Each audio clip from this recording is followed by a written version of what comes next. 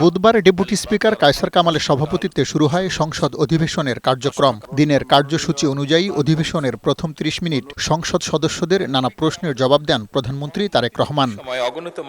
মুক্তিযুদ্ধে শহীদ ও মুক্তিযোদ্ধার সঠিক তালিকা তৈরি নিয়ে এক প্রশ্নের জবাবে প্রধানমন্ত্রী জানান, মুক্তিযোদ্ধার সঠিক তালিকা করা তার সরকারের নির্বাচনী অঙ্গীকার। অতীতের ত্রুটি মুক্ত করে নির্ভুলভাবে এই তালিকা করা হবে।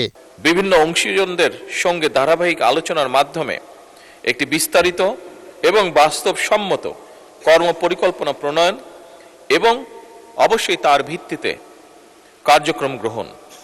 এই ধরনের উদ্যোগ বাস্তবায়নের মাধ্যমে গণহত্যার শিকার এবং সকল শহীদদের একটি নির্ভুল ও গ্রহণযোগ্য তালিকা প্রণয়ন এবং তাদের আত্মত্যাগের যথাযোগ্য স্বীকৃতি ও মর্যাদা প্রদান করা সম্ভব হবে বলে আমরা মনে করি। মাননীয় স্পিকার, অপর এক প্রশ্নের জবাবে প্রধানমন্ত্রী বলেন, চট্টগ্রাম সমুদ্র বন্দরের সক্ষমতা আগের চেয়ে বেড়েছে। বে টার্মিনাল তৈরি হলে বাণিজ্য আরও প্রসারিত হবে। এ সময় তিনি বলেন, বন্দরের উন্নয়ন কাজের দুর্নীতি খতিয়ে দেখে ব্যবস্থা নেওয়া হবে। এখানে কোনো কাজ করতে গিয়ে যদি দুর্নীতি হয়ে থাকে, সেটি যখনই হয়ে থাকুক না কেন, অবশ্যই দেশের আইন অনুযায়ী যারা এর জন্য রেসপন্সিবল তাদের বিচার অবশ্যই হবে।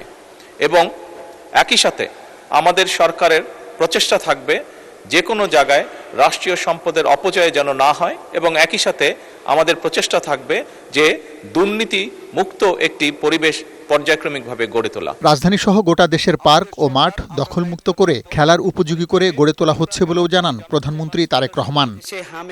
পার্থ রহমান, বৈশাখী সংবাদ, ঢাকা। আমি জানাতে চাই মাননীয় স্পিকার